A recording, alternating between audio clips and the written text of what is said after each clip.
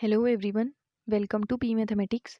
इस वीडियो में हम दिसंबर 2013 से रियल एनालिसिस के पार्ट सी के जो क्वेश्चंस आए हैं उनके सॉल्यूशन देखेंगे।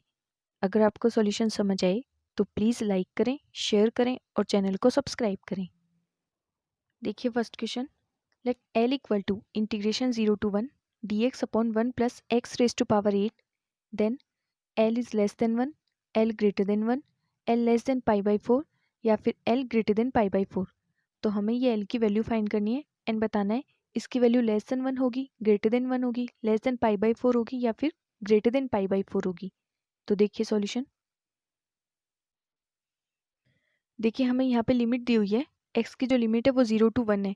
इसका मतलब जो एक्स की वैल्यू है वो 0 एंड 1 के बीच है। तो ये क्या इम्प्लाई करेगा, अगर x की वैल्यू 0 एंड 1 के बीच है इसका मतलब X square is greater than X raise to power 8। अगर दोनों तरफ 1 ऐड कर दें देन हमें क्या मिल जाएगा, 1 plus X square is greater than 1 plus X raise to power 8 and 1 plus X square is greater than 1 plus X raise to power 8। Then यहाँ से 1/1 plus X square is less than 1/1 plus X raise to power 8। तो अब यहाँ पे integration apply करते हैं। Integration 0 to 1 dx upon 1 plus X square is less than integration 0 to 1 dx upon 1 plus X raise to power 8। इसकी value हमारे पास क्या है, एल, और इसको हम सॉल्व कर लेते हैं इंटीग्रेशन को। Integration 0 to 1 dx upon 1 plus X square. तो देखिए 1/1 प्लस एक्स स्क्वायर, इसका इंटीग्रेशन क्या आ जाएगा यहाँ से, tan इनवर्स एक्स, और लिमिट अप्लाई करनी है 0 to 1। तो यहाँ से आ जाएगा हमारे पास tan inverse 1 minus tan inverse 0, और यहाँ पे वैल्यू एल है, इसका मतलब L is greater then tan inverse 1 minus tan inverse 0। यहाँ से वैल्यू रखेंगे इनकी, तो ये वैल्यू आ जाएगी π/4, क्योंकि tan इनवर्स 1 की वैल्यू π/4 एंड tan इनवर्स 0 की वैल्यू 0। तो यहाँ से हमें क्या मिल गया, एल इज ग्रेटर देन π/4। अब देखिए ऑप्शंस। ऑप्शन थर्ड में दिया है L less than π/4 and fourth में दिया है एल इज ग्रेटर देन π/4। तो थर्ड इनकरेक्ट हो गया एंड फोर्थ करेक्ट हो गया। अब हम ये चेक करना है एल इज लेस देन 1 या फिर एल इज ग्रेटर देन 1। तो देखिए क्योंकि x की वैल्यू 0 एंड 1 के बीच है, देन यहाँ से x रेज टू पावर 8 ये वैल्यू भी 0 एंड 1 के बीच आएगी। एंड यहाँ से अगर हम लिखें तो x raise to power 8 plus 1 ये ग्रेटर देन होगा 1 से। Then 1/1 plus X raise to power 8 is less than 1। तो इंटीग्रेशन अप्लाई करेंगे तो integration 0 to 1 dx upon 1 plus X raise to power 8 is less than integration 0 to 1 dx।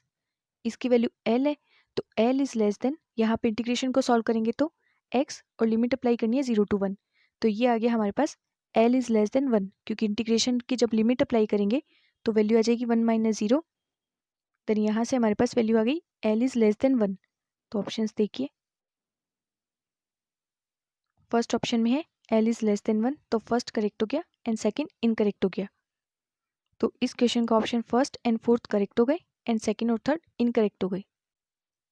Next question देखिए, let CAR be the subset of R2 given by CAR equal to XY belongs to R2 such that X minus A square plus Y square equal to R square. Then which of the following subsets of R2 are connected? First option C01 union C02, second C01 union C13, third C01 union C11 and fourth C01 union C21। तो इनमें से ये बताना है कि जो R2 की subsets है ये इनमें से कौन सा है जो कनेक्टेड है। देखिए हमें ये जो इक्वेशन दी हुई है ये एक सर्कल की इक्वेशन दी हुई है जिसकी रेडियस r है एंड जिसका सेंटर a0 है, ठीक है। तो इसी तरह से अगर हम इसको देखें C01, तो C01 को हम कैसे लिखेंगे, देखिए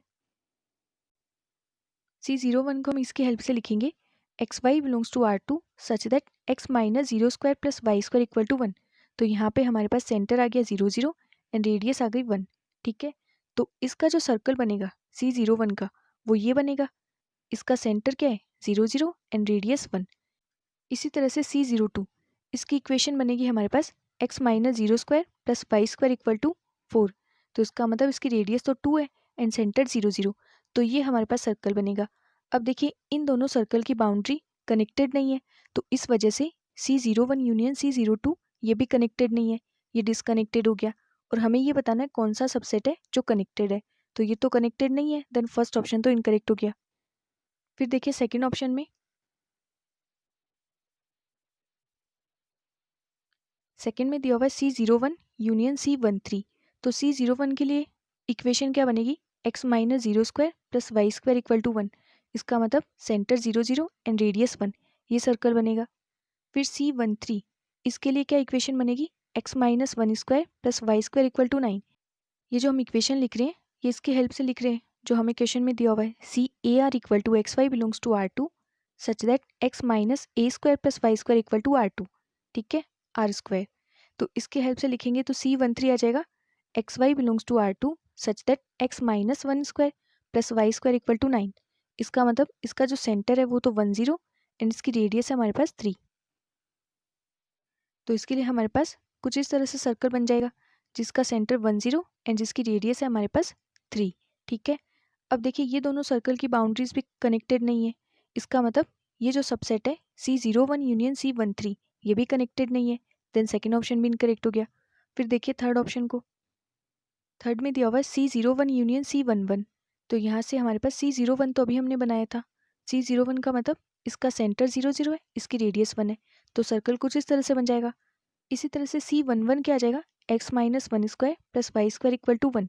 यहाँ पे इसका जो सेंटर है वो तो 1 0 एंड इसकी रेडियस 1 है, तो ये सर्कल बन जाएगा। अब देखिए इन दोनों सर्कल की बाउंड्रीज कनेक्टेड है, तो इस वजह से C01 यूनियन C11 ये भी कनेक्टेड होगा, इसलिए थर्ड ऑप्शन करेक्ट हो गया।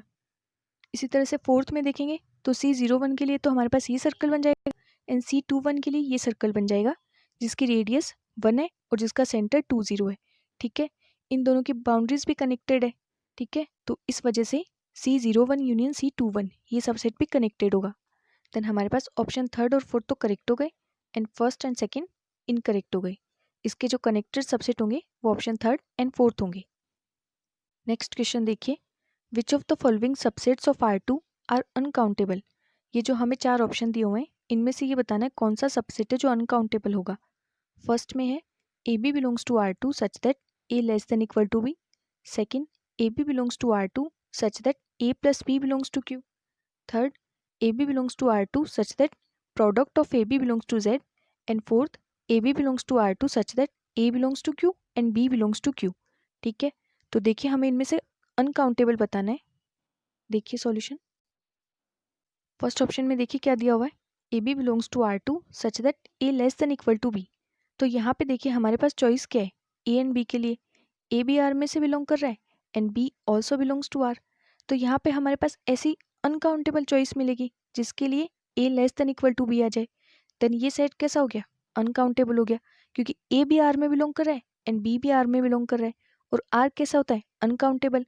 और यहाँ से ये कंडीशन को सेटिस्फाई करने के लिए हमारे पास अनकाउंटेबल चॉइस हो सकती है, तो इस वजह से ये सेट हो गया अनकाउंटेबल।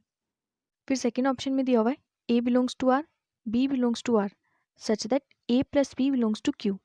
तो यहाँ से ए अगर आर में बिलोंग कर रहा है तो आर कैसा सेट है, रियल नंबर का सेट, अनकाउंटेबल होता है।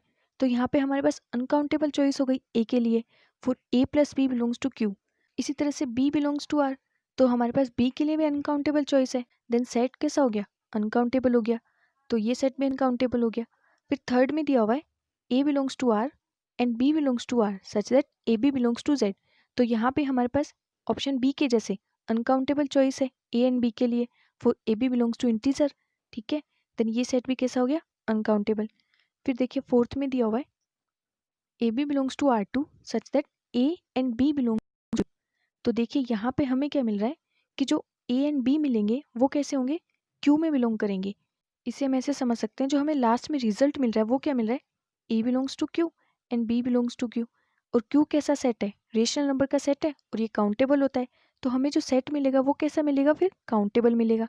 देन ये अनकाउंटेबल नहीं होगा, तो इस वजह से फोर्थ ऑप्शन इनकरेक्ट हो गया।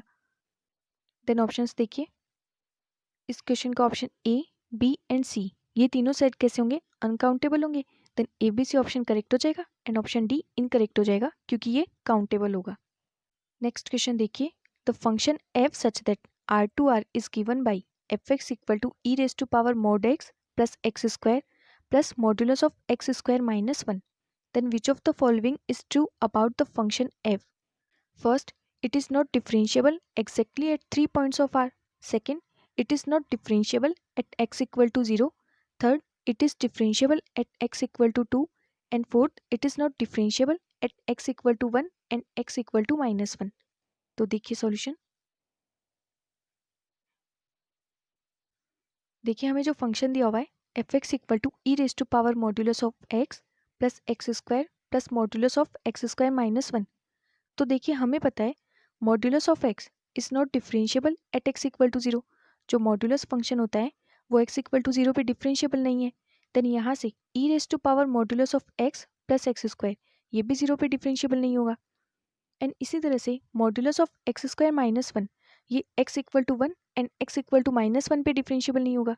इसे क्या लिख सकते हैं modulus of X minus one into X plus one. तो देखिए ये जो फंक्शन है ये X equal to one and X equal to minus one पे डिफरेंशिएबल नहीं होगा। देन यहाँ से हमें क्या मिल गया E raise to power modulus of X plus X square plus modulus of X square minus one is not differentiable at X equal to zero and X equal to one and minus one. इन तीनों points पे function differentiable नहीं होगा। Then options देखिए, first में दिया हुआ है not differentiable exactly 3 points of R, तो ये करेक्ट हो गया। Second not differentiable at X equal to zero, ये भी करेक्ट हो गया। Third it is differentiable at X equal to two, तो ये भी करेक्ट हो जाएगा क्योंकि फंक्शन तो सिर्फ 3 पॉइंट्स पे डिफरेंशिएबल नहीं है, 0 1 and minus one. Then third भी करेक्ट हो गया। Fourth it is not differentiable at X equal to one and X equal to minus one, तो ये भी करेक्ट हो गया। तो इस क्वेश्चन का option A B C D ये चारों ऑप्शन करेक्ट हो जाएंगे। नेक्स्ट क्वेश्चन देखिए, let an where n greater than equal to 1 be a sequence of positive numbers such that a1 greater than a2 greater than a3 and so on. Then which of the following is or are always true? Option first, limit n tends to infinity an equal to 0. Second, limit n tends to infinity an upon n equal to 0. Third, series an upon n converse and fourth series an upon n square converse. तो देखिए हमें जो sequence दी हुई है वो कैसी sequence दी हुई है, डिक्रीजिंग सीक्वेंस। तो हम एक डिक्रीजिंग सीक्वेंस लेके चलते हैं एंड फिर देखते हैं इनमें से कौन सा ऑप्शन करेक्ट होता है। तो देखिए हम एक सीक्वेंस लेते हैं 5 4 3 2 1, जहाँ पे a1 की वैल्यू 5, a2 की वैल्यू 4, a3 की वैल्यू 3, a4 की वैल्यू 2 एंड a5 की वैल्यू 1। n की वैल्यू लेके चल रहे हैं हम 5, ठीक है, क्योंकि हमें दिया हुआ है n greater than equal to 1, तो n की वैल्यू लेके चल रहे हैं हम 5 और ये एक सीक्वेंस कंसिडर कर रहे हैं। डिक्रीजिंग सीक्वेंस है क्योंकि यहाँ पे 5 greater than 4 greater than 3 greater than 2 and greater than 1। तो यहाँ पे an की वैल्यू क्या गई, a5 की वैल्यू हमारे पास 1 है, इसका मतलब an की वैल्यू 1 आ गई। Then limit n tends to infinity n equal to क्या मिल जाएगा, हमें 1 ही मिल जाएगा which is not equal to 0। And देखिए यहाँ से अगर हम देखिए सीरीज an अपॉन n वो क्या आ जाएगी, सीरीज 1 अपॉन n। तो बाई p टेस्ट ये तो डाइवर्जेंट होगी क्योंकि कन्वर्जेंट होने के लिए p इज ग्रेटर देन 1 होना चाहिए, बट यहाँ पे p की वैल्यू 1 के इक्वल है। देन सीरीज कैसी होगी, डाइवर्जेंट होगी। तो यहाँ से हमारे पास दो ऑप्शन डिस्कार्ड हो जाएंगे, first option and option C, क्योंकि हमारे पास लिमिट 1 के इक्वल आ रही है एंड सीरीज कन्वर्जेंट नहीं है। देन ऑप्शन ए एंड सी तो इनकरेक्ट हो गई। अब बी और डी को देखते हैं। देखिए हमें क्वेश्चन में दिया हुआ है a1 greater than a2 greater than a3 and so on. Then यहाँ से अगर इसको n से डिवाइड करें then a1 upon n greater than equal to a2 upon n greater than equal to a3 upon n and last में greater than equal to an upon n which is greater than equal to 0 ये मिलेगा। तो यहाँ से अगर limit apply करें, limit n tends to infinity an upon n, तो वो क्या आ जाएगा, क्योंकि n tends to infinity apply करेंगे और n इसके डिवाइड में, देन ये लिमिट हमारे पास 0 के इक्वल आ जाएगी। देन यहाँ से ऑप्शन बी करेक्ट हो जाएगा। इसी तरह से अगर ऑप्शन डी को देखें, हमारे पास कंडीशन है a1 greater than a2 greater than a3 and so on. अगर इसको n स्क्वायर से डिवाइड करें तो a1 upon n square greater than a2 upon n square and last में an upon n square greater than equal to 0। तो देखिए इसका मतलब a1 upon n square is greater than equal to an upon n square या फिर an upon n square less than equal to a1 upon n square. And a1 upon n square अगर इस series को देखें तो by p test ये series convergent होगी। Then by comparison test series an upon n square is convergent, क्योंकि series a1 upon n square convergent है और a1 upon n square greater than equal to an upon n square. Then by comparison test series an upon n square is also convergent. Then option D भी correct हो गया। तो इस question का option B and D correct हो गए and ए और सी incorrect हो गए।